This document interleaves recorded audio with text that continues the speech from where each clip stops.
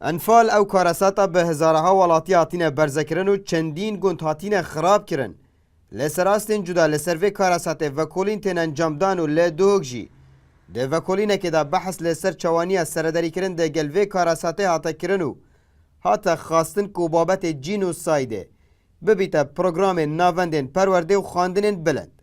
رخنشی لسر نبونا مونومنتا که انفالن لدهو که هاتا گرتن.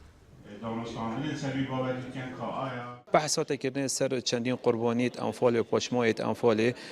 وک پیشنیاز ما اماجه باید چنده دایا باشه اگر ام بشن وک منیمونته که پشتی 29 ساله اشکارسات انفال الدبر با دینا ام منیمونته که بدانین یانجی مزخانه که ام هندک جلو بل پاشمایت انفالا بدانین دا ببینم بلگه بناساندن جنوسایت ملت کرد وک هر جنوسایت که دیروکاده او تاتین قلمدان انجام دادن جنوسایت بیت ماده که اساسی چون که پراستی بابت که گله که گرنگه هرج بج به چنده بویا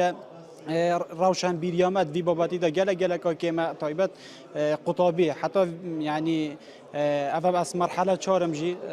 القسم السیاسی بس ما بدرجای سر وی بابتی ناخفتی براستی اوجی جه کم ترخمیه راستی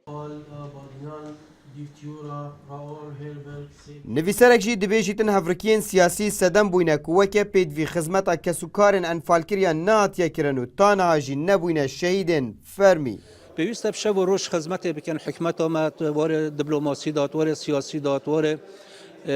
وار کمالاتی داد خدمت بکن کو بله موافق با خلکان هتا بندا کردن شمیان خوشتل ویره حتی وگوه انفال شهیدت انفال نبونه شهیدت فرمی أفا مازنترين يشمل كارسودا شوكا شهيد حر رستقينا أوا أفريقيا سر ملكي خو سر مولا خو وخلق السيفيل وبيتوان دست الرجيم كدكتاتور بهتا شناف برين وبهتا جنوسويت كرن وحتى في قبل ما فيهم درسوني هات دانه رژیم بعث لبریا 29 سالان به چندین قناغن پروسسا انفال لامبری خلق یاریما کردستان انجام دا کوته دا 182,000 کس هاتنه برزکرن و 5,000 گونجی هاتنه ویران کرن لیاکو چالاکوان و نویسر و ولاتیت بیجن به تن روژه که انفال تی ساخ کرنو